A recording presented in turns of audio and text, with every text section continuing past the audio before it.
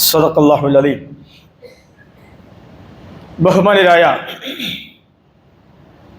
സത്യവിശ്വാസികളെ, സഹോദരങ്ങളെ, സഹോദരിമാരെ, അല്ലാഹു സുബ്ഹാനഹു വ തആലയെ സൂക്ഷിച്ചുകൊണ്ടും അവൻ്റെ വിധിവിലക്കുകൾ പാലിച്ചുകൊണ്ടും ജീവിക്കണമെന്ന് എല്ലാവരെയും ഉണർത്തുകയാണ്, വസിയ്യത്ത് ചെയ്യുകയാണ്. അല്ലാഹു സുബ്ഹാനഹു വ തആല അവൻ്റെ നിയമങ്ങൾ പാലിച്ച് ജീവിക്കുന്ന ഉത്തമദാസന്മാരുടെ കൂട്ടത്തിൽ ഉൾപ്പെടുത്തി നമ്മെ ഏവരെയും അനുഗ്രഹിക്കുമാറാവട്ടെ. പ്രിയമുള്ള സഹോദരങ്ങളെ, സഹോദരിമാരെ, കഴിഞ്ഞ ഖുത്ബയിൽ ആയത്തുൽ കുർസിയുമായി ബന്ധപ്പെട്ടുകൊണ്ടുള്ള ചില വിശദീകരണങ്ങൾ നൽകിയിരുന്നു. പരിശുദ്ധ ഖുർആനിലെ എല്ലാ ആയത്തുകൾക്കും പ്രാധാന്യവും മഹത്വവുമുണ്ട്. ഓരോ ഹർഫിനും ഓരോ വാചകത്തിനും ഏറ്റവും ശ്രേഷ്ഠതകളും പ്രത്യേകതകളും ഒക്കെയുണ്ട്.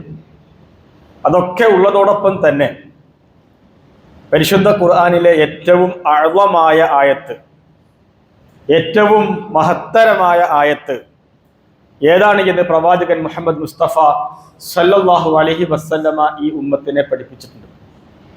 അത് ആയത്തുൽ കുർസിയാണ്. എന്തുകൊണ്ടാണ് ആയത്തുൽ കുർസി ഏറ്റവും പ്രധാനപ്പെട്ട ആയത്തായി മാറിയത്?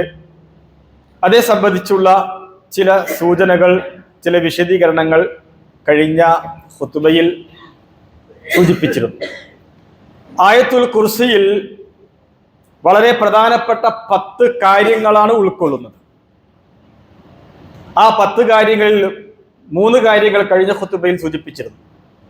അതിലൊന്ന് അല്ലാഹു ലാ ഇലാഹ ഇല്ലാഹു,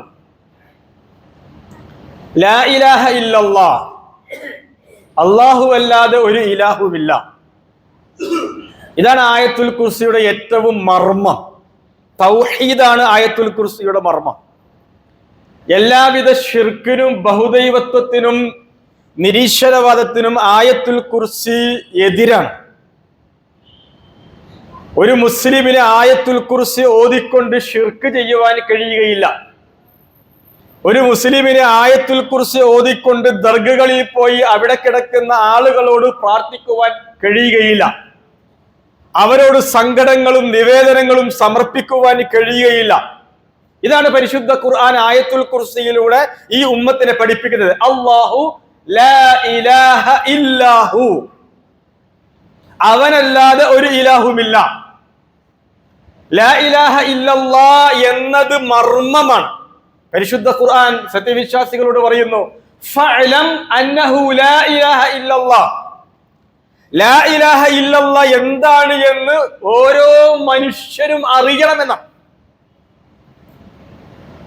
ലോകത്തുള്ള എല്ലാവരും ലാ ഇലാഹ ഇല്ലല്ലാഹ് മനസ്സിലാക്കണമെന്നാണ് ഖുർആൻ താല്പര്യപ്പെടുന്നത്.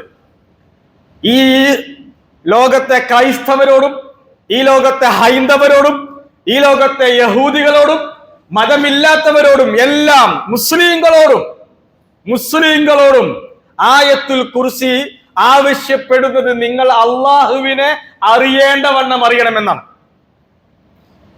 നിങ്ങൾ അള്ളാഹുവിനെ മനസ്സിലാക്കേണ്ടതുപോലെ മനസ്സിലാക്കണം. ഫഅലം അന്നഹു ലാ ഇലാഹ ഇല്ലല്ലാഹ്.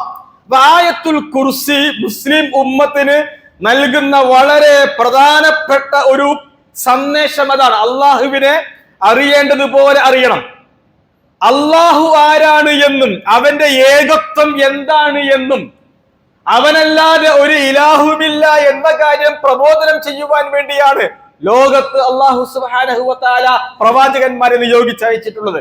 അല്ലാഹു സുബ്ഹാനഹു വ തആല പറയുന്നു, വമാ അർസൽനാ മിൻ ഖബ്ലിക മിർ റസൂൽ ഇല്ലാ നൂഹി ഇലൈഹി അന്നഹു ലാ ഇലാഹ ഇല്ലാ അന ഫഅ്ബുദൂൻ. എല്ലാ പ്രവാചകന്മാരെയും അല്ലാഹു സുബ്ഹാനഹു വ തആല ലോകത്തേക്ക് അയച്ചിട്ടുള്ളത് ലാ ഇലാഹ ഇല്ലല്ലാഹ് എന്ന് പഠിപ്പിക്കാൻ വേണ്ടിയിട്ടാണ്. അത് ജനങ്ങളെ ബോധവൽക്കരിക്കുവാൻ വേണ്ടിയാണ്. ഇസ്ലാമിക സമൂഹത്തിലെ പല പ്രഗത്ഭരായ പണ്ഡിതന്മാരെ സംബന്ധിച്ചിടത്തോളം ലോകത്ത് വന്നിട്ടുള്ള അനേകം പ്രവാചകന്മാരുടെ കൂട്ടത്തിൽ ഇന്ത്യയിൽ വന്ന പ്രവാചകന്മാരൊക്കെ അവരൊക്കെ പറയാറുള്ളത് ശ്രീബുദ്ധൻ, ശ്രീകൃഷ്ണൻ, അതേപോലെയുള്ള ആളുകൾ എല്ലാവരും ഏകദൈവത്വമാണ് പ്രബോധനം ചെയ്തതെന്നാണ്. ബഹുദൈവത്വമല്ല പ്രബോധനം ചെയ്തത്, ഏകദൈവത്വമാണ്. അതുകൊണ്ട് തന്നെ എല്ലാ വേദഗ്രന്ഥങ്ങളുടെയും ആകത്തുക എടുത്ത് പരിശോധിച്ചാൽ അതിൽ തൗഹീദാണ് കാണാൻ കഴിയുക. ഹൈന്ദവ വേദഗ്രന്ഥങ്ങളിൽ പഠനം നടത്തിയിട്ടുള്ള ആളുകളൊക്കെ ആ രീതിയിലുള്ള സന്ദേശങ്ങൾ ലോകത്ത് നൽകുന്നു. ഒരിക്കലും ഹൈന്ദവ വേദഗ്രന്ഥങ്ങൾ ബഹുദൈവത്വമല്ല പഠിപ്പിക്കുന്നത്, ഏകദൈവത്വമാണ് പഠിപ്പിക്കുന്നത്. ഇന്ദ്രം മിത്രം വരുണമഗ്നിമാഹു രഥോം ദിവ്യസുഭജ്ഞോ ഗരുത്മാൻ ഏകം സതിപ്രാപ ബഹുദാവദന്ത്യ ഗണീയമാം ഈശ്വരാനമഹു. വ്യത്യസ്തമായ പേരുകളിൽ പല ആളുകളും പല കോലത്തിലും വിളിക്കുന്നുണ്ട്. പക്ഷേ ഏകം എന്ന് പറയുന്നത് എല്ലാം ഏകമാണ്. പരിശുദ്ധ ഖുർആനും അതാണ് പറയുന്നത്, ഗീതയും അത് തന്നെയാണ് പറയുന്നത്, ബൈബിളും അത് തന്നെയാണ് പറയുന്നത്. പക്ഷേ പിൽക്കാലത്താണ് ഈ ലാ ഇലാഹ ഇല്ലല്ലയിൽ വെള്ളം ചേർത്തിയത്. ആളുകൾ താല്പര്യങ്ങൾക്കനുസരിച്ച് അതിൽ വെള്ളം ചേർത്തി. ക്രൈസ്തവ സമൂഹം അതിൽ വെള്ളം ചേർത്തി. അങ്ങനെയാണ് ത്രിയേകത്വം ഉണ്ടായത്. അള്ളാഹു, പരിശുദ്ധാത്മാവ്, പുത്രൻ, ഇത് മൂന്നും കൂടിയതാണ്. 1+1+1 വലിയ 1 എന്നാണ് ക്രൈസ്തവ സമൂഹം പഠിപ്പിക്കുന്നത്. എന്നാൽ മാത്തമാറ്റിക്സിൽ 1+1+1 3 ആരാണ് ക്രൈസ്തവ മതത്തിൽ അട്ടിമറി നടത്തിയത്? ഇതൊക്കെ മുസ്ലിങ്ങളായ നമ്മളൊക്കെ വായിക്കുകയും പഠിക്കുകയും ചെയ്യേണ്ടതുണ്ട്. ക്രൈസ്തവ മതത്തിൽ അട്ടിമറി നടത്തിയത് സെന്റ് പോളാണ്. അദ്ദേഹമാണ് ആദ്യമായിട്ട് ത്രിയേകത്വം ക്രൈസ്തവ മതത്തിലേക്ക് കൊണ്ടുവന്നത്. കുരിശ്, യഥാർത്ഥത്തിൽ ക്രൈസ്തവ സമൂഹത്തിൽ കുരിശ് കണ്ടാൽ പേടി ആവേണ്ടത്. എന്താ കാരണം? കുരിശിലാണ് യേശുവിനെ തറച്ചു എന്നാണ് അവർ വിശ്വസിക്കുന്നത്. നമ്മുടെ നാട്ടിൽ ഒരുത്തൻ മടാള് കൊണ്ട് ഒരുത്തനെ വെട്ടിക്കൊന്നു എന്ന് വിചാരിക്കുക. എന്നിട്ട് ആ മടാള് ചിത്രമാക്കി അത് കഴുത്തിൽ കെട്ടിത്തൂക്കി നടക്കുന്ന അവസ്ഥ ഒന്ന് ആലോചിച്ച് നോക്കി. എന്തൊരു വിരോധാഭാസമാണ്. ക്രൈസ്തവ സമൂഹത്തെ സംബന്ധിച്ചിടത്തോളം ഈ കുരിശ് എന്നത് അവർക്ക് കാണുമ്പോൾ ബേജാറാണ് വേണ്ടത്. പക്ഷെ കുരിശ് എങ്ങനെ പൂജാവസ്തുവായി? അത് സെന്റ് പോളാണ് ക്രൈസ്തവ മതത്തിൽ കുരിശിനെ പൂജാവസ്തുവാക്കി മാറ്റിയത്. പന്നിമാംസം ക്രൈസ്തവ സമൂഹത്തെ സംബന്ധിച്ചിടത്തോളം എല്ലാവർക്കും നിഷിദ്ധം തന്നെയാണ്. പക്ഷെ പിന്നെ എങ്ങനെ പന്നിമാംസം ഹലാലായി? അത് സെന്റ് പോളാണ് ഹലാലാക്കി കൊടുത്തത്. ഞാൻ പറയുന്നത് ലാ ഇലാഹ ഇല്ലല്ലാഹ്, എല്ലാ മതത്തിന്റെയും തത്വം അതാണ്. പിന്നീട് താല്പര്യങ്ങൾക്ക് വേണ്ടി ലാ ഇലാഹ ഇല്ലല്ലയിൽ മായം ചേർത്തു. അതിൽ മായം ചേർത്തതിൽ മുസ്ലിം സമൂഹത്തിലെ ആളുകൾ പോലും അതിലുണ്ട്, അതിൽ വെള്ളം ചേർത്തതിൽ. ഇവിടെയാണ് ആയത്തുൽ കുർസി മുസ്ലിം സമൂഹത്തോടും എല്ലാവരോടും നിങ്ങൾ അള്ളാഹുവിന് മാത്രമേ ഇബാദത്ത് ചെയ്യാവൂ. അതാണ് ആയത്തുൽ കുർസി. അല്ലാഹു ലാ ഇലാഹ ഇല്ലാഹു, അവനല്ലാതെ ഒരു ഇലാഹുമില്ല, അവരെ വിളിച്ച് മാത്രമേ നിങ്ങൾ പ്രാർത്ഥിക്കാവൂ. അള്ളാഹു മാത്രം, അവരോട് മാത്രമേ വിളിച്ച് പ്രാർത്ഥിക്കാവൂ എന്ന് പറയുന്നതിന്റെ ന്യായം എന്താണ്? അള്ളാഹു മാത്രമാണ് റബ്ബ്, രക്ഷിതാവ്. അള്ളാഹു മാത്രമാണ് ഖാലിഖ്, സൃഷ്ടാവ്.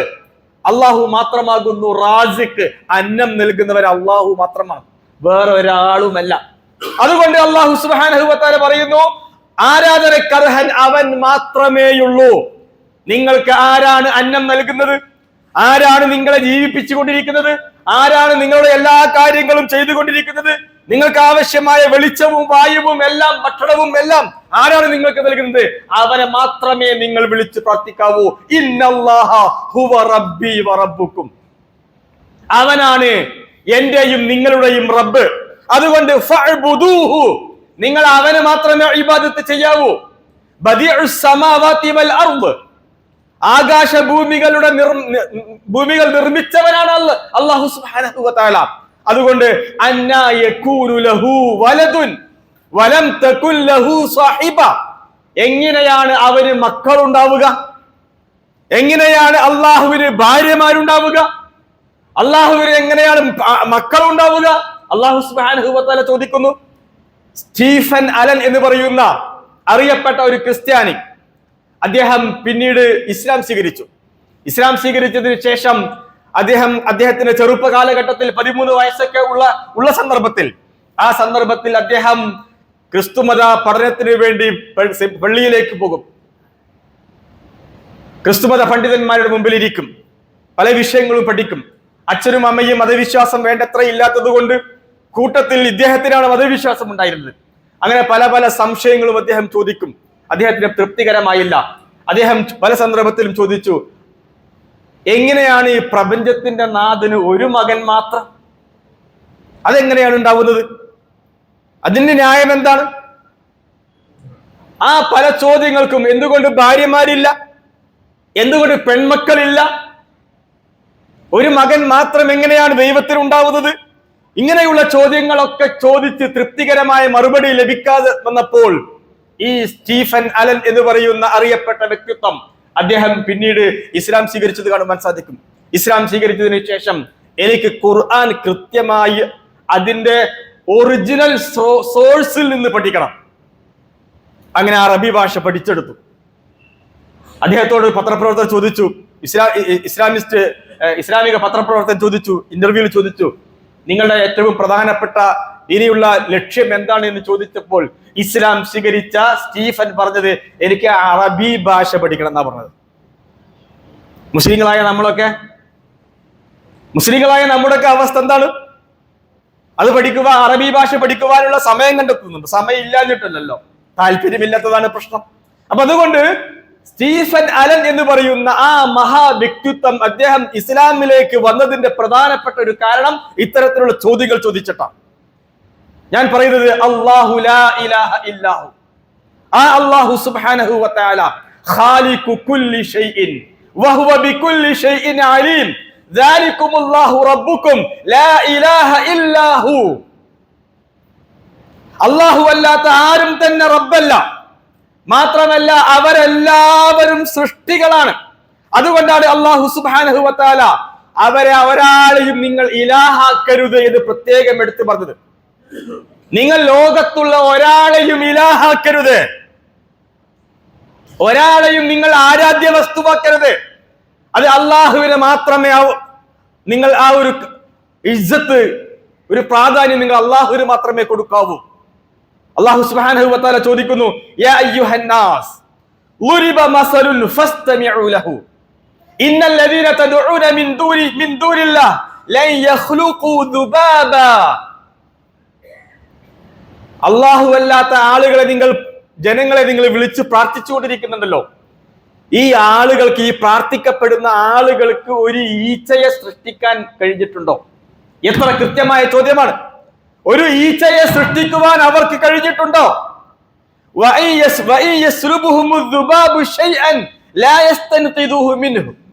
ആ വിഗ്രഹത്തിന്റെ മുകളിൽ ഒരു ഈച്ച വന്നിരുന്നാൽ ആ ഈച്ചയെ പോലും തട്ടിമാറ്റാൻ കഴിയില്ല. അത്ര ദുർബലനാണ് കബറിൽ കിടക്കുന്ന ആളുകൾ, വിഗ്രഹങ്ങൾ. അതുകൊണ്ട് നിങ്ങൾക്ക് എങ്ങനെയാണ് അവരെ വിളിച്ച് പ്രാർത്ഥിക്കുവാൻ കഴിയുന്നത്? വല്ലദീന യദ്ഊന മിൻ ദൂനില്ലാഹി ലാ യഖ്ലുഖൂന ശൈഅൻ വഹും യുഖ്ലഖൂൻ. അല്ലാഹുവല്ലാത്ത ഏതൊക്കെ ആളുകൾ വിളിച്ച് പ്രാർത്ഥിക്കപ്പെടുന്നുണ്ടോ അവരൊരാളും ഒരു വസ്തുവിനെയും സൃഷ്ടിച്ചിട്ടില്ല എന്നല്ല, വഹും യുഖ്ലഖൂൻ, അവരെല്ലാവരും സൃഷ്ടിക്കപ്പെടുകയാണ് ചെയ്തിട്ടുള്ളത്. ഇവിടെ അല്ലാഹു സുബ്ഹാനഹു വ തആല മുസ്ലിം സമൂഹത്തോടും എല്ലാ വിഭാഗം ജനങ്ങളോടും ഉണർത്തുന്നത് ലാ റബ്ബ ഇല്ലല്ലാഹ്, അല്ലാഹു അല്ലാതെ ഒരു റബ്ബുമില്ല. ലാ ഖാലിഖ ഇല്ലല്ലാഹ്, അല്ലാഹു അല്ലാതെ ഒരു ഖാലിഖുമില്ല. ലാ റാസിഖ ഇല്ലല്ലാഹ്, അല്ലാഹു അല്ലാതെ ഒരു റാസിഖുമില്ല. എന്താ റാസിഖ്? അന്നം നൽകുന്നവൻ. അല്ലാഹു അല്ലാതെ ഒരാളുമില്ല. മക്കയിലെ മുശ്രിക്കുകൾ ഇതൊക്കെ അംഗീകരിച്ചിരുന്നു. ആരാ റാസിഖ്? മക്കയിലെ മുശ്രിക്കുകൾ പറയും അല്ലാഹുവാണ് എന്ന് പറയും. ആരാണ് റബ്ബ്? മക്കയിലെ മുശ്രിക്കുകൾ പറയും അല്ലാഹുവാണ് റബ്ബ് എന്ന് പറയും. എന്നാൽ അല്ലാഹു സുബ്ഹാനഹു വ തആല പറയാണ് ഖുൽ മർ റബ്ബുസ് സമാവാതി സബ്, ഏഴാകാശങ്ങളെ സൃഷ്ടിച്ചവൻ ആരാണ് എന്ന് ചോദിച്ചാൽ മക്കയിലെ മുശ്രിക്കുകൾ പറയും സയഖൂലൂന അല്ലാഹ്, അല്ലാഹുവാണ് എന്ന് പറയും. സയഖൂലൂന ലില്ലാഹ്, അല്ലാഹുവാണ് ആകാശഭൂമികളെ സൃഷ്ടിച്ചത്. ഏഴാകാശങ്ങളുടെ ആ ഉടമ അവൻ മാത്രമാണ്. വലഇൻ സഅൽതഹും മൻ ഖലഖഹും ലയഖൂലുന്ന അല്ലാഹ്, ആകാശഭൂമികളെ സൃഷ്ടിച്ചത് ആരാണ് എന്ന് ചോദിച്ചാൽ മക്കയിലെ മുശ്രിക്കുകൾ പറയും അള്ളാഹു തന്നെയാണ് എന്ന് പറയും. അപ്പൊ മക്കയിലെ മുശ്രിക്കുകൾ റാസിഖ് അള്ളയാണ് എന്ന് അംഗീകരിച്ചിട്ടുണ്ട്, ഖാലിഖും അള്ളയാണ് എന്ന് പറഞ്ഞിട്ടുണ്ട്, റാസിഖും അള്ളയാണ് എന്ന് പറഞ്ഞിട്ടുണ്ട്, എല്ലാം അള്ളാഹുവാണ് എന്ന് പറഞ്ഞു. പിന്നെ എന്താ പ്രശ്നം മക്കയിലെ മുശ്രിക്കുകൾ? എന്നാൽ നിങ്ങൾ ആ അള്ളാഹുവിനെ ഇബാദത്ത് ചെയ്യാവൂ, ആ അള്ളാഹുവിനെ നിങ്ങൾ വിളിച്ച് പ്രാർത്ഥിക്കാവൂ എന്ന് പറഞ്ഞപ്പോൾ ആ മുഹമ്മദെ അതവിടെ നിൽക്കട്ടെ, അത് നീ ഞങ്ങളോട് പറയണ്ട, അവനെ മാത്രമേ വിളിച്ച് പ്രാർത്ഥിക്കാവൂ എന്ന സംഗതിയുണ്ട്, അത് ഞങ്ങളോട് നീ പറയണ്ട. കാരണം ഞങ്ങളുടെ കാരണവന്മാർ സ്വീകരിച്ച ഒരു രീതിയുണ്ട്. ആ രീതി എന്താ? എല്ലാ വിഗ്രഹത്തിന് മുമ്പിൽ തലകുനിക്കുക, അവരെ വിളിച്ച് പ്രാർത്ഥിക്കുക. ഇത് ഞങ്ങൾ ചെയ്തുകൊണ്ടിരിക്കുകയാണ്. ആ വിഷയത്തിൽ മാത്രം നീ ഞങ്ങളോട് പ്രത്യേകിച്ച് ഒന്നും പറയുന്നത് അവർക്ക് സഹിക്കാൻ പറ്റൂല. കാരണം അള്ളാഹു അല്ലാത്തവർക്ക് ഇബാദത്ത് അവർ ചെയ്തുകൊണ്ടിരിക്കുകയായിരുന്നു, അവരെ വിളിച്ച് പ്രാർത്ഥിച്ചുകൊണ്ടിരിക്കുകയായിരുന്നു. അതുകൊണ്ട് അള്ളാഹുവിനെ മാത്രമേ വിളിച്ച് പ്രാർത്ഥിക്കാവൂ എന്ന് അവരോട് പറയുമ്പോൾ മക്കയിലെ മുശ്രിക്കുകളുടെ തനി സ്വഭാവം ഖുർആൻ പറയാണ്, ഇന്നഹും കാനൂ ഇദാ ഖീല ലഹും ലാ ഇലാഹ ഇല്ലല്ലാഹ് യസ്തക്ബിറൂൻ വയഖൂലൂന അഇന്നാ ലതാരികു ആലിഹതിനാ ലിശാഇരിൻ മജ്നൂൻ. മുഹമ്മദ് നബിയെ പറ്റി ഷാഇറും മജ്നൂൻ, ഒരു ഭ്രാന്തനായ കവിയാണ് മുഹമ്മദ്. എന്തൊക്കെയോ ചില സംഗതികൾ പറയുകയാണ് മുഹമ്മദ് നബി ചെയ്തത്. അങ്ങനെയുള്ള ഒരാളുടെ കേവലം ഒരു വാക്കിന്റെ പേരിൽ ഞങ്ങൾ നേരത്തെ വിളിച്ച് പ്രാർത്ഥിച്ചു കൊണ്ടിരിക്കുന്ന എല്ലാ പുണ്യാളന്മാരെയും ദേവന്മാരെയും ദേവിമാരെയും ഞങ്ങൾ ഒഴിവാക്കണം എന്നാണോ പറയുന്നത്? അത് പറ്റുകയില്ല. വയസ്തക്ബിറൂൻ, കിബിർ കാണിച്ചുകൊണ്ട് അവർ പിന്തിരിഞ്ഞു പോകുമായിരുന്നു എന്ന് പരിശുദ്ധ ഖുർആൻ പറയുന്നു. അപ്പോൾ ആയത്തുൽ കുർസി മുസ്ലിം ഉമ്മത്തിനെ, മൊത്തം മനുഷ്യ സമൂഹത്തെ പഠിപ്പിക്കുന്നത് ലാ ഇലാഹ ഇല്ലാഹു, അവനല്ലാതെ ഒരു ഇലാഹുമില്ല, അതുകൊണ്ട് നിങ്ങൾ അവരെ മാത്രമേ വിളിച്ച് പ്രാർത്ഥിക്കാവൂ. എന്നിട്ട് അല്ലാഹു സുബ്ഹാനഹു വ തആല പറയുന്നു അൽ ഹയ്യു അൽ ഖയ്യൂം. അല്ലാഹു സുബ്ഹാനഹു വ തആല എന്തുകൊണ്ട് അവരെ മാത്രം നിങ്ങൾ വിളിച്ച് പ്രാർത്ഥിക്കണം, എന്തുകൊണ്ട് അവരെ മാത്രം നിങ്ങൾ ഇബാദത്ത് ചെയ്യണം? അതിന്റെ ന്യായം ആ അല്ലാഹു ഹയ്യാണ്, ആ അല്ലാഹു അൽ ഹയ്യു അൽ ഖയ്യൂമാണ്, എന്നെന്നും ജീവിച്ചിരിക്കുന്നവനാണ്. അല്ലാഹു സുബ്ഹാനഹു വ തആലയ്ക്ക് ഒരുപാട് പേരുകളുണ്ട്. വലില്ലാഹിൽ അസ്മാഉൽ ഹുസ്ന ഫദ്ഉഹു ബിഹാ. അല്ലാഹു സുബ്ഹാനഹു വ തആലയ്ക്ക് ഒരുപാട് നാമങ്ങളുണ്ട്, 99 നാമങ്ങളുണ്ട്. മൗലാന അബുൽ അഅല മൗദൂദി റഹ്മത്തുള്ളാഹി അലൈഹിക്ക് ആ പേരിൽ തന്നെ ഒരു ഗ്രന്ഥമുണ്ട്, ഉറുദു ഭാഷയിൽ ഒരു ഗ്രന്ഥമുണ്ട്. ആ അള്ളാഹുവിന്റെ അസ്മാഉൽ ഹുസ്ന മൊത്തം ഒരാളങ്ങ് വായിച്ചു കഴിഞ്ഞാൽ അള്ളാഹുവിനെ സംബന്ധിച്ചുള്ള മഹത്വം, വലിപ്പം, പ്രാധാന്യം നമ്മുടെ മനസ്സിലൊക്കെ നന്നായിട്ടുണ്ടാവും. അതാണ് അള്ളാഹ് പറയുന്നത് വലില്ലാഹിൽ അസ്മാഉൽ ഹുസ്ന. ആ അസ്മാഉൽ ഹുസ്നയിൽപ്പെട്ട ഒന്നാണ് അൽ ഹയ്യു അൽ ഖയ്യൂം. റസൂലുള്ളാഹി സ്വല്ലല്ലാഹു അലൈഹി വസല്ലം പറയുകയാണ്, നിങ്ങൾ ആ ഹയ്യായ അൽ ഖയ്യൂമായ അല്ലാഹുവിനെയാണ് നിങ്ങൾ വിളിച്ചു പ്രാർത്ഥിക്കേണ്ടത്. അല്ലാഹു പറയുന്നു വതവക്കൽ അലൽ ഹയ്യിൽ ലദീ ലാ യമൂത്ത്. നിങ്ങൾ ആരിലാണ് തവക്കുൽ അർപ്പിക്കേണ്ടത്? നിങ്ങൾ തവക്കുൽ അർപ്പിക്കേണ്ടത് അൽ ഹയ്യിൽ ലദീ ലാ യമൂത്ത്, മരിച്ചു പോവാത്ത എന്നെന്നും ജീവിച്ചിരിക്കുന്ന അല്ലാഹുവിലാണ് നിങ്ങൾ തവക്കുൽ ചെയ്യേണ്ടത്. നമ്മുടെ നാട്ടിലൊക്കെ ചില ആളുകളൊക്കെ, മുസ്ലിം സുഹൃത്തുക്കളൊക്കെ പുതിയ ഒരു ഷോപ്പ്, ബിസിനസ്സോ സംരംഭങ്ങളോ എന്തെങ്കിലുമൊക്കെ തുടങ്ങുമ്പോൾ, ഒരു ബിൽഡിംഗ് ഒക്കെ ആണെങ്കിൽ ആ ബിൽഡിങ്ങിന്റെ മുകൾ ചുമരിൽ പ്രത്യേകം എന്തൊക്കെയോ കുത്തിക്കുറിച്ച ഒരു ചെറിയൊരു ഫ്രെയിം ഫോട്ടോ അവിടെ വെക്കും. എന്താണ് കാരണം? എന്തിനാണ് ഇത് ചെയ്യുന്നത്? യഥാർത്ഥ അള്ളാഹുവിൽ വിശ്വാസമില്ല, ഡ്യൂപ്ലിക്കേറ്റ് ആയ ആളുകളിലാണ് വിശ്വാസമുള്ളത്. അതുകൊണ്ടാണ് ആ രീതികൾ ചെയ്യുന്നത്. ഇവിടെ അല്ലാഹ് പറയാണ് നിങ്ങളൊരു ബിസിനസ് സംരംഭത്തിലേക്ക് ഇറങ്ങുമ്പോൾ നിങ്ങൾ മരിച്ചു പോവാത്ത എന്നെന്നും ജീവിച്ചു കൊണ്ടിരിക്കുന്ന അള്ളാഹുവിലാണ് നിങ്ങൾ തവക്കുൽ ചെയ്യേണ്ടത്. അപ്പോൾ എല്ലാ കാര്യവും വിജയിക്കും. ഹുവൽ ഹയ്യു ലാ ഇലാഹ ഇല്ലാഹു ഫദ്ഉഹു മുഖ്ലിസീൻ. അവനാണ് ഹയ്യ്, അല്ലാഹുവാണ് അൽ ഹയ്യ്. അതുകൊണ്ട് നിങ്ങൾ ആത്മാർത്ഥമായി നിങ്ങൾ അവനോടാണ് പ്രാർത്ഥിക്കേണ്ടത്. അംവാതുൽ ഗൈറു അഹ്യാ. ഖബറിൽ കിടക്കുന്ന ആളുകളുണ്ടല്ലോ, അവരൊക്കെ ജീവനില്ലാത്ത ആളുകളാണ്, മരിച്ചുപോയവരാണ്. എത്രത്തോളം എന്ന് വെച്ചാൽ അല്ലാഹ് പറയുന്നു വമാ യശ്ഉറൂന അയ്യാന യുബഅസൂൻ. എത്രത്തോളം എന്ന് വെച്ചാൽ എപ്പോഴാണ് അവർ ഉയർത്തെഴുന്നേൽപ്പിക്കപ്പെടുക എന്ന് ഈ ഖബറിൽ കിടക്കുന്ന ആളുകൾക്ക് പോലും അറിയൂല. പിന്നെ എന്തിനാണ് മനുഷ്യന്മാരെ നിങ്ങൾ ഖബറിൽ കിടക്കുന്ന ആളുകളുടെ അടുത്ത് പോയി, ദർഗയിൽ പോയി, മഖ്ബറകളിൽ പോയി നിങ്ങൾ എന്തിനാണ് അവരുടെ മുമ്പിൽ പരിവേദനകൾ സമർപ്പിക്കുന്നത്, സങ്കടങ്ങൾ പറയുന്നത്, അവരെ വിളിച്ച് പ്രാർത്ഥിക്കുന്നത്? അല്ലാഹു സുബ്ഹാനഹു വ തആല ചോദിക്കട്ടെ. ഇന്ത്യയുടെ ആദ്യത്തെ പ്രധാനമന്ത്രിയായിരുന്ന ജവഹർലാൽ നെഹ്റു, അദ്ദേഹം ഒരു നിരീശ്വരവാദിയാണ്, എല്ലാ മതങ്ങളെയും പഠിച്ച ആളാണ്. അദ്ദേഹം ഒരു സന്ദർഭത്തിൽ പറഞ്ഞു, ചില ആളുകൾ നിർത്തിവെച്ച വിഗ്രഹങ്ങളെ പൂജിക്കുമ്പോൾ ചില ആളുകൾ കിടത്തിവെച്ച വിഗ്രഹങ്ങളെ പൂജിക്കുന്നു, ആരാധിച്ചുകൊണ്ടിരിക്കുന്നു.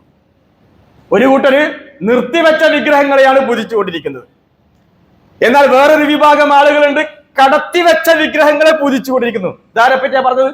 ഒന്ന് ഹൈന്ദവ സമൂഹത്തെയും ക്രൈസ്തവ സമൂഹത്തെയും പറഞ്ഞപ്പോൾ ജവഹർലാൽ നെഹ്റു രണ്ടാമത് പറഞ്ഞത് കടത്തിവെച്ച വിഗ്രഹങ്ങളെ പൂജിക്കുന്നു എന്ന് പറഞ്ഞത് മുസ്ലിങ്ങളെ ഉദ്ദേശിച്ചാ പറഞ്ഞത്. മഖ്ബറകളിൽ ദർഗകളിൽ ഒക്കെ കടക്കുകയാണല്ലോ, അവരെയാണല്ലോ വിളിച്ച് പ്രാർത്ഥിക്കുന്നത്, അവരെ മുമ്പിലാണ് പോയി സുജൂദ് ചെയ്യുന്നത്. അജ്മീർ എന്ന് പറയുന്ന പ്രധാനപ്പെട്ട ഒരു കേന്ദ്രമുണ്ട്. മതേതരത്വം ഏറ്റവും കൂടുതൽ വിളങ്ങിയും തിളങ്ങിയും നിൽക്കുന്ന കേന്ദ്രമാണ് അജ്മീർ. അജ്മീറിൽ പോയിട്ടില്ലെങ്കിലൊക്കെ ഒന്ന് പോയി എന്താ അവിടെ നടക്കുന്നത് എന്നൊക്കെ ഒന്ന് കാണാൻ വേണ്ടി പോകേണ്ടതാണ്. ലക്നൌവിൽ പഠിച്ചുകൊണ്ടിരിക്കുന്ന സന്ദർഭത്തിൽ വിദ്യാർത്ഥികളുടെ കൂടെ അജ്മീറിലൊക്കെ പോയിരുന്നു. അവിടുത്തെ കാഴ്ചകളൊക്കെ കണ്ടാൽ ഈ സമുദായം അള്ളാഹ്ക്ക് ഒരു വിലയും കൊടുത്തിട്ടില്ല എന്ന് മനസ്സിലാവും. അള്ളാഹ്ക്ക് ഒരു വിലയും കൊടുത്തിട്ടില്ല. അജ്മീറിലേക്ക് ആളുകളെ റിക്രൂട്ട്മെന്റ് ചെയ്യുവാൻ അങ്ങോട്ടേക്ക് പാക്കേജ് ടൂറിന് വേണ്ടി നാടുകളിൽ ഏജന്റുമാരാണ്, എന്നിട്ട് കൊണ്ടുപോവാണ്. ആരെ? അജ്മീർ ഖാജയുടെ അടുത്ത് പോയിട്ട് ആ മുപ്പരോട് പ്രാർത്ഥിക്കാൻ വേണ്ടി. അദ്ദേഹം ആരായിരുന്നു? ഏറ്റവും നല്ല സ്വാലിഹായ മനുഷ്യനാണ്. ഒരുപാട് ആളുകളെ ഇസ്ലാമിക പ്രബോധനം നടത്തിയിട്ട് ഇസ്ലാമിലേക്ക് കൊണ്ടുവന്ന വ്യക്തിയാണ്. ആ മഹാനായ വ്യക്തിയെ വിളിച്ചിട്ട് പിന്നീട് പോയിട്ട് പ്രാർത്ഥിക്കുന്നു, ബറക്കത്തിന് വേണ്ടി അദ്ദേഹത്തിന്റെ അടുത്തേക്ക് പോകുന്നു.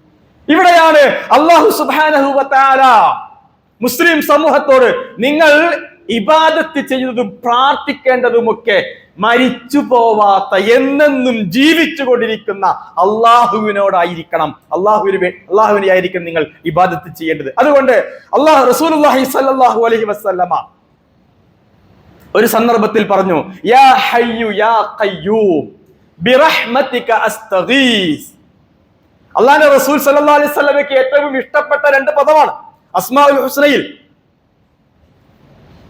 അൽ ഹയ്യു അൽ ഖയ്യൂം എന്ന് വിളിച്ചുകൊണ്ട് റസൂലുള്ളാഹി സ്വല്ലല്ലാഹു അലൈഹി വസല്ലം അല്ലാഹുവോട് സഹായം തേടുമായിരുന്നു, കാരുണ്യം തേടുമായിരുന്നു. നമ്മളൊക്കെ നമ്മുടെ പ്രാർത്ഥനയിൽ അത്തരത്തിലുള്ള ഒരു ശൈലി സ്വീകരിക്കണം. പ്രയാസങ്ങൾ ഉണ്ടാവുമ്പോൾ, ബുദ്ധിമുട്ടുകൾ ഉണ്ടാവുമ്പോൾ യാ ഹയ്യു യാ ഖയ്യൂം എന്നിട്ട് ബാക്കി പറയുക. അള്ളാഹ് എന്താണ് നമ്മുടെ ആവശ്യം അത് പറയുക. അല്ലാഹുവിന്റെ റസൂൽ സ്വല്ലല്ലാഹു അലൈഹി വസല്ലം ആ രീതിയിൽ പ്രാർത്ഥിച്ചിരുന്നു. അതേപോലെ തന്നെ ലാ തഅഖുദുഹു സിനത്തും വലാ നൗം ലഹു മാ ഫിസ് സമാവാതി വമാ ഫിൽ അർദ്. കഴിഞ്ഞ ഖുതുബയിൽ സൂചിപ്പിച്ചിരുന്നു, ഉറക്കം ബാധിക്കുകയില്ല, ക്ഷീണം ബാധിക്കുകയില്ല. അങ്ങനെയുള്ള അള്ളാഹുവിനെയാണ് നിങ്ങൾ വിളിച്ച് പ്രാർത്ഥിക്കേണ്ടത്. എല്ലാ നേർച്ചകളും വഴിപാടുകളും ആ അള്ളാഹുവിനാണ് നൽകേണ്ടത്, പടപ്പുകൾക്കല്ല നൽകേണ്ടത്. നമ്മുടെ നാട്ടിലൊക്കെ എന്താ അവസ്ഥ? നേർച്ചയും ഉറൂസും ഒക്കെ പൊടിപിടിച്ചുകൊണ്ടിരിക്കുകയാണ്. പണ്ട് ഇല്ലാത്ത വിധത്തിൽ അതിന്റെ എല്ലാവിധ വർണ്ണശബളമായി പ്രൗഢിയോടുകൂടിയാണ് നടത്തിക്കൊണ്ടിരിക്കുന്നത്. നമ്മുടെയൊക്കെ ഈ പരിസരത്ത് ചിലപ്പോൾ കാണാൻ പറ്റും ഉറൂസും നേർച്ചയൊക്കെ. ഒരു ഹൈന്ദവ സുഹൃത്ത് ഒരു സന്ദർഭത്തിൽ സംസാരിച്ചുകൊണ്ടിരിക്കുമ്പോൾ പറഞ്ഞു, ഈ മാപ്പിളാരുടെ പൂരം കാരണം ഹിന്ദുക്കളായ ഞങ്ങൾക്ക് പൂരത്തിന് ഇപ്പൊ ആനനെ കിട്ടാണ്ടായി പറയാ. മാപ്പിളാരുടെ പൂരം കാരണം. ഏതാ മാപ്പിളാരുടെ പൂരം? നേർച്ചയും ഉറൂസും. ഇത് കാരണം ഹിന്ദുക്കളായ ഞങ്ങളുടെ പൂരത്തിന് ഇപ്പൊ ആനനെ കിട്ടുന്നില്ല. എവിടുന്നാണ് സുഹൃത്തുക്കളെ ഇതൊക്കെ വന്നത്? ആരാണ് ഈ ജാതി വൃത്തികേടുകൾ ഈ ഉമ്മത്തിൽ കൊണ്ടുവന്നത്? ആരാണ്? പട്ടാമ്പി നേർച്ച 100 ആനയാണ്. ഇപ്പൊ എത്രയെന്ന് അറിയില്ല. അങ്ങനെയൊക്കെ ഒരു കാലഘട്ടം ഉണ്ടായിരുന്നു. കുറയുകയല്ലാതെ കൂടുകയല്ലാതെ കുറയുന്നില്ല. എവിടുന്നാണ് ഇത്തരം ആചാരങ്ങൾ വന്നത്? ഉറൂസ് എന്നുള്ള പദം ഏതാ പദം? അത് ഫാരിസി പദമാണ്. ഫാരിസി പദം പേർഷ്യൻ പദമാണ്. കേരളത്തിൽ ഇസ്ലാമിന്റെ പ്രബോധനം ഷിയാക്കളിലൂടെ നടന്നിട്ടുണ്ട്. കേരളത്തിൽ ഇസ്ലാമിന്റെ പ്രബോധനം, അതിന് തെളിവാണ് ഈ പദങ്ങളൊക്കെ. ഉറൂസ് എന്ന പദം അതിന്റെ ഭാഗമാണ്. ബാങ്ക് നമ്മുടെ പള്ളിയിൽ എഴുതി വെച്ചിട്ടുണ്ടാവും, ബാങ്കിന്റെ സമയം, ബാങ്ക് എന്നാ പറയാ. ഈ ബാങ്ക് എന്നുള്ള പദം ഏതാ? ബാങ്ക് എന്ന പദം മലയാള പദമല്ല, അറബി പദമല്ല. പിന്നെന്താ, എവിടുന്ന ഈ പദം വന്നത്? ഇത് ഫാരിസി പദമാണ്, പേർഷ്യൻ പദമാണ്. ബാങ്ക് എന്ന് പറഞ്ഞാൽ വിളി എന്നാണ് അർത്ഥം. അല്ലാമ ഇക്ബാലിന്റെ ബാങ്ക് ദറ എന്ന് പറയുന്ന ഒരു വലിയൊരു കവിതാ സമാഹാരമുണ്ട്. വിളി എന്നാണ് അർത്ഥം. അപ്പൊ ഈ കേരളത്തിൽ ഇസ്ലാമിന്റെ പ്രബോധനം ഷിയാക്കളിലൂടെയും നടന്നിട്ടുണ്ട്. അതിന്റെ ഭാഗമാണ് ഈ ഖബർ പൂജ, മക്ബറകൾ, ദർഗ സംസ്കാരം, എന്തെല്ലാമാണ്. ഓരോ ചില പ്രത്യേക കാസർഗോഡ്, മംഗലാപുരം ആ ഭാഗത്തൊക്കെ പോയി കഴിഞ്ഞാൽ മുസ്ലിം ഉമ്മത്തിന് ഇതന്നെ പണി എന്ന് തോന്നിപ്പോ. ആ പ്രദേശത്ത് ചെന്നാൽ അള്ളാഹുവിന് ഒരു നിലയും വിലയും ഇല്ല. നിലയും വിലയൊക്കെ ഉള്ളത് മരിച്ചു പോയ കുറെ കാക്കാമാർക്കാണ്. അവർക്കാണ് നിലയും വിലയും പ്രാധാന്യമൊക്കെ ഉള്ളത്. അവരെയാണ് ജനങ്ങൾ ഓർക്കുന്നത്. ഇവിടെയാണ് അല്ലാഹു സുബ്ഹാനഹു വ തആല ആയത്തുൽ കുർസിയിലൂടെ മുസ്ലിം ഉമ്മത്തിനെ പഠിപ്പിക്കുന്നത്. വതവക്കൽ അലൽ ഹയ്യിൽ ലദീ ലാ യമൂത്ത്. നിങ്ങൾ അൽ ഹയ്യ് അൽ ഖയ്യൂമായ അല്ലാഹുവിനാണ് ഇബാദത്ത് ചെയ്യുന്നത്. അവരിലാണ് നിങ്ങൾ ബരമേൽപ്പിക്കേണ്ടത്. അവസാനം ലഹു മാഫി സമാവാതി വമാ ഫിൽ അർള്. എല്ലാ ആകാശഭൂമികളുടെ എല്ലാ ആധിപത്യവും അവനാണ്. മൻ ദല്ലദീ യശ്ഫഉ ഇൻദഹു ഇല്ലാ ബിഇദ്നിഹി. ശഫാഅത്ത് നടത്താൻ അള്ളാഹുവിന്റെ അനുമതിയോട് കൂടിയ മാത്രമേ ആർക്കും അവകാശമുള്ളൂ. പരിശുദ്ധ ഖുർആനില് ഏറ്റവും നല്ല അള്ളാഹുവിന്റെ അടിമകൾക്ക്, പ്രവാചകന്മാർക്ക്, ശുഹദാക്കൾക്ക്, മലക്കുകൾക്ക് എല്ലാവർക്കും ശുപാർശ നടത്താനുള്ള അവകാശം, ഹക്കുണ്ട് എന്ന് ഖുർആൻ പറയുന്നുണ്ട്. പക്ഷെ ഇത് ആർക്കേ കഴിയുള്ളൂ? അള്ളാഹുവിന്റെ അനുമതിയോടുകൂടി മാത്രമേ കഴിയുള്ളൂ. അള്ളാഹു ആർക്കാണോ ഇതിന് അനുവാദം കൊടുത്തത് അവർക്കേ ശഫാഅത്ത് നടത്താൻ കഴിയുള്ളൂ. നമ്മുടെ സമൂഹം എന്താ പഠിപ്പിച്ചു വെച്ചത്? നിസ്കരിച്ചിട്ടില്ലെങ്കിൽ കുഴപ്പമില്ല, നോമ്പ് തോച്ചിട്ടില്ലെങ്കിൽ ഒന്നും പ്രശ്നമല്ല. നിങ്ങൾ പ്രവാചകൻ സല്ലല്ലാഹു അലൈഹി വസല്ലമയുടെ ജന്മദിനം വരുമ്പോൾ അന്നത്തെ റാലിയിലും മൗലൂദിലും റാത്തീബിലും ഒക്കെ നിങ്ങൾ അങ്ങ് പങ്കെടുത്താൽ നിങ്ങൾക്ക് അള്ളാഹുവിന്റെ റസൂലിന്റെ ശഫാഅത്ത് കിട്ടുന്ന പഠിപ്പിച്ചു കൊടുക്കുന്നത്. പിന്നെ ഈ ഖൗമ് എങ്ങനെ നമസ്കരിക്കുന്നവരായി മാറും? ഇവിടെയാണ് ശഫാഅത്ത്. അത് അള്ളാഹു ആർക്കാണോ ഉദ്ദേശിച്ചത് അവനെ ലഭിക്കുകയുള്ളൂ. ആർക്കാണോ ഷഫാഅത്തിന്റെ ഹക്ക് കൊടുക്കുന്നത് അള്ളാഹു ഉദ്ദേശിച്ചവർക്ക് മാത്രമേ കൊടുക്കുകയുള്ളൂ. ഷഫാഅത്തിന്റെ വിഷയത്തിൽ നിങ്ങൾക്ക് ഒരു അമിതമായ ധാരണയും കാഴ്ചപ്പാടും വേണ്ടതില്ല. അത് വളരെ കൃത്യമായി അള്ളാഹു സുബ്ഹാനഹു വ തആല ഈ ഉമ്മത്തിനെ പഠിപ്പിച്ചിട്ടുണ്ട്. അത് അള്ളാഹു അവൻ ഉദ്ദേശിക്കുന്നവർക്ക് മാത്രമേ നൽകുകയുള്ളൂ. മൻ ദല്ലദീ യശ്ഫഉ ഇൻദഹു ഇല്ലാ ബിഇദ്നിഹി. തീർന്നില്ല. യഅലമു മാ ബൈന ഐദീഹിം വമാ ഖൽഫഹും ولا يحيطون بشيء من علمه إلا بما شاء وسع كرسيه السماوات والأرض. ഈ അല്ലാഹു ലാ ഇലാഹ ഇല്ലഹു, ഈ ആയത്തിൽ പറഞ്ഞ അല്ലാഹ് യഅലമു മാ ബൈന ഐദീഹിം വമാ ഖൽഫഹും, എല്ലാ സംഗതികളും അറിയുന്നവനാണ്. രഹസ്യവും പരസ്യവും അറിയുന്നവനാണ്. സൂക്ഷ്മമായ എല്ലാ കാര്യങ്ങളും അറിയുന്നവനാണ്. ഒരു മനുഷ്യന്റെ കണ്ണിന്റെ കട്ടുനോട്ടവും പോലും അറിയുന്നവനാണ് അള്ളാഹു. അങ്ങനെയുള്ള അള്ളാഹുവിനെയാണ് നിങ്ങൾ വിളിച്ചു പ്രാർത്ഥിക്കേണ്ടത്. അവനെയാണ് നിങ്ങൾ ഇബാദത്ത് ചെയ്യേണ്ടത്. വലാ യുഹീതൂന, അവന്റെ ആ വിജ്ഞാനം എന്ന് പറയുന്നത് അത് വിശാലമാണ്. അത് അവൻ ഉദ്ദേശിക്കുന്നവർക്ക് മാത്രമേ നൽകുകയുള്ളൂ. ولا يحيطون بشيء من علمه إلا بما شاء وسع كرسيه السماوات والأرض. അല്ലാഹു സുബ്ഹാനഹു വ തആലയുടെ ആ ആധിപത്യം അത് ആകാശഭൂമികളോളം വിശാലമാണ്. അപ്പോ ആയത്തുൽ കുർസി പഠിപ്പിക്കുന്ന അള്ളാഹു ഒരു മൂലയിൽ ഒതുങ്ങി നിൽക്കുന്ന ഒരു അള്ളാഹു അല്ല. എല്ലാ സംഗതികളും കൃത്യമായി അറിയുന്ന, നമ്മെ ഭരിക്കുന്ന, നമ്മെ നിയന്ത്രിക്കുന്ന, നമ്മുടെ ഓരോ ചലനങ്ങളും അറിയുന്ന അള്ളാഹു, അതാണ് ആയത്തുൽ കുർസി പഠിപ്പിക്കുന്ന അള്ളാഹു. ആ അള്ളാഹുവിനെയാണ് നമുക്ക് ഇബാദത്ത് ചെയ്യുവാൻ കഴിയേണ്ടത്. ബാക്കിയുള്ളതെല്ലാം വ്യാജങ്ങളാണ്. അവരോടല്ല നമ്മുടെ സങ്കടങ്ങൾ പറയേണ്ടത്, അവരോടല്ല നമ്മുടെ പരിദേവനകൾ പറയേണ്ടത്. ഒരിക്കൽ മലപ്പുറം ജില്ലയില് ശാന്തപുരം പട്ടിക്കാടിന്റെ അടുത്തൊരു സ്ഥലമുണ്ട്. അവിടെ ഇങ്ങനെ ഒരു 10-15 കൊല്ലം മുമ്പ് ശാന്തപുരത്ത് എത്തിയ ഉടനെ ക്ലാസ് എടുത്തുകൊണ്ടിരിക്കുകയാണ്. അപ്പൊ ക്ലാസ് എടുത്തുകൊണ്ട് തൗഹീദുമായി ബന്ധപ്പെട്ട കാര്യം ഇങ്ങനെ പറയുന്നതിന്റെ ഇടയിൽ മുസ്ലിം സമുദായത്തിലെ ഒരു സ്ത്രീക്ക് കല്യാണം കഴിഞ്ഞിട്ടും ഗർഭമാവാതെ പ്രയാസപ്പെട്ട് പല പല പല പ്രാർത്ഥനകളൊക്കെ നടത്തി പല ഭാഗത്തും പോയി പല ദർഗകളിലും പോയി അവസാനം അയൽവാസിയായ അവരുടെ ഹിന്ദു സഹോദരി പറഞ്ഞു, ഇനി ഞങ്ങളുടെ കൂട്ടത്തിലും കൂടി ഒന്ന് വന്നു നോക്കി, ചിലപ്പോൾ അങ്ങോട്ട് ശരിയായാലോ. എന്നിട്ട് പോയി അവിടെ പോയിട്ട് പ്രാർത്ഥനയൊക്കെ നടത്തി കുറച്ച് കഴിഞ്ഞപ്പോൾ പ്രസവിക്കുകയും ചെയ്തു എന്ന് ഞാൻ പറഞ്ഞു. ചെമ്മാണിയോട്, പെരിന്തൽമണ്ണ പട്ടിക്കാട് ചെമ്മാണിയോട്. അപ്പൊ ആ ചെമ്മാണിയോടുള്ള ആ സ്ഥലത്തെ ആളുകൾ പറയാണ്, ആ കേസ് ഇവിടെ തന്നെയാണ്, ആ സംഭവം ഇവിടെ തന്നെയാണ് എന്ന് പറഞ്ഞു. അള്ളാഹു ഒരാൾക്ക് തരാൻ ഉദ്ദേശിച്ചാൽ അത് തടുക്കാൻ ആർക്കും കഴിയില്ല.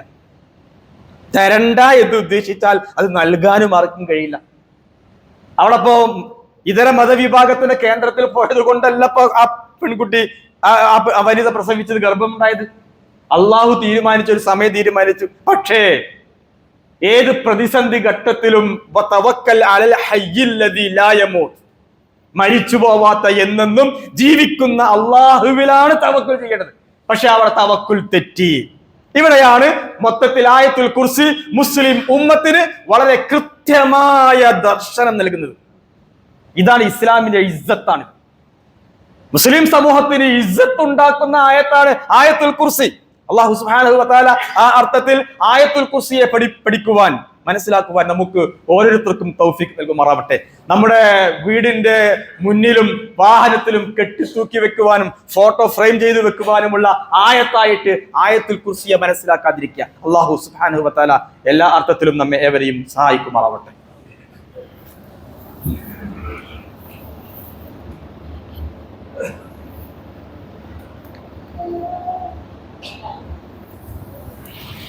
അൽഹംദുലില്ലാഹി റബ്ബിൽ ആലമീൻ വസ്സലാത്തു വസ്സലാമു അലാ റസൂലിഹിൽ അമീൻ വഅലാ ആലിഹി വസഹ്ബിഹി അജ്മഈൻ. യാ അയ്യുഹന്നാസ് ഇത്തഖുല്ലാഹ ഹഖ്ക തുഖാതിഹി വലാ തമൂതുന്ന ഇല്ലാ വഅൻതും മുസ്ലിമൂൻ. പ്രിയമുള്ള സഹോദരങ്ങളെ, സഹോദരിമാരെ, അല്ലാഹു സുബ്ഹാനഹു വ തആലയെ സൂക്ഷിച്ചുകൊണ്ട് ജീവിക്കണമെന്ന് ഒരിക്കൽ കൂടി ഉപദേശിക്കുകയാണ്, ഉണർത്തുകയാണ്. നമ്മുടെ ഈ മസ്ജിദ് കേന്ദ്രീകരിച്ചുകൊണ്ട് 7, 8, 9, 10 ക്ലാസ്സുകളിലെ വിദ്യാർത്ഥികൾക്ക് വേണ്ടി ടീൻ ലാബ് സംഘടിപ്പിച്ചുകൊണ്ടിരിക്കുന്നുണ്ട്. എല്ലാവരും ആ വിഷയത്തിൽ സജീവ ശ്രദ്ധ കൊടുക്കണം. മക്കളെ പറഞ്ഞയക്കണം. ആൺകുട്ടികൾക്കും പെൺകുട്ടികൾക്കും ഒക്കെയുണ്ട്. ഇൻഷാ അല്ലാഹ് ആ വിഷയത്തിൽ എല്ലാ രക്ഷിതാക്കളും ഉണർന്ന് പ്രവർത്തിക്കണം. നമുക്ക് എല്ലാവർക്കും അറിയാം, നമ്മുടെ കാലഘട്ടം വളരെ മോശമാണ്. ലഹരിയുടെയും മറ്റുമൊക്കെ പിടുത്തത്തിൽ മുസ്ലിം സമുദായത്തിലെ ആളുകളുടെ പങ്കും വളരെ കുറവൊന്നുമല്ല, നന്നായിട്ടുണ്ട്. ഓരോ രക്ഷിതാവും ആ വിഷയത്തിൽ അങ്ങേയറ്റം ജാഗ്രത കാണിക്കുക. നല്ല കൂട്ടായ്മ, കുട്ടികളുടെ കൂട്ടായ്മ ഏതാണോ അതിലേക്ക് മക്കളെ പറഞ്ഞയക്കാം. 5 വക്ത് നിസ്കരിക്കുകയും ഖുർആൻ പാരായണമൊക്കെ ചെയ്തുകൊണ്ടിരിക്കുന്ന ഒരു കൂട്ടം കുട്ടികളുണ്ട്, ഒരു കൂട്ടം ചെറുപ്പക്കാരുണ്ട്. ആ വിഭാഗത്തിലേക്ക് നമ്മുടെ മക്കളെ വഴിതിരിച്ചിടുവാൻ നമുക്ക് ഓരോരുത്തർക്കും കഴിയണമെന്ന് പ്രത്യേകം ഈ സന്ദർഭത്തിൽ സൂചിപ്പിക്കുകയാണ്. അല്ലാഹു സുബ്ഹാനഹു വ തആല നമ്മെ എല്ലാവരെയും അനുഗ്രഹിക്കുമാറാവട്ടെ, നമ്മുടെ നാടിനെ അനുഗ്രഹിക്കുമാറാവട്ടെ. യുദ്ധത്തിന്റെ എല്ലാവിധ കെടുതികളിൽ നിന്നും എല്ലാ പ്രദേശത്തെ ആളുകളെയും അല്ലാഹു സുബ്ഹാനഹു വ തആല രക്ഷിക്കുമാറാവട്ടെ. നമ്മുടെ കൂട്ടത്തിൽ പ്രയാസം അനുഭവിക്കുന്ന ഒരുപാട് ആളുകളുണ്ട്.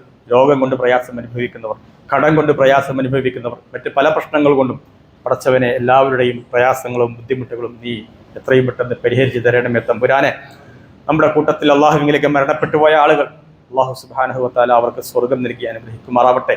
അവരുടെ ഖബറിടം റബ്ബ് സുബ്ഹാനഹു വ തആല വിശാലമാക്കി കൊടുക്കുമാറാവട്ടെ. അല്ലാഹുമ്മ ഗ്ഫിറിൽ മുഅ്മിനീന വൽ മുഅ്മിനാത്ത് വൽ മുസ്ലിമീന വൽ മുസ്ലിമാത്ത് അൽഅഹ്യാഇ മിൻഹും വൽ അംവാത്ത് ഇന്നക മുജീബുദ് ദഅവാതി യാ ഖാദിയൽ ഹാജാത്ത്. അല്ലാഹുമ്മ അജിർനാ മിനൻ നാർ. اللهم اعز الاسلام والمسلمين واذل الشرك والمشركين. اللهم يا حي يا قيوم انصر المسلمين في غزه يا الله، واشف مرضاهم وجرحاهم يا الله، واطعمهم طعاما لذيذا واشربهم ماء طهورا. اللهم حرر المسجد الاقصى من ايدي اليهود الفاشيين. اللهم دمر اليهود الفاشيين الصهيونيين. ربنا هب لنا من ازواجنا وذرياتنا قرة اعين وجعلنا للمتقين إماما. ربنا تقبل منا إنك أنت السميع العليم وتب علينا إنك أنت التواب الرحيم. آمين برحمتك يا أرحم الراحمين والحمد لله رب العالمين.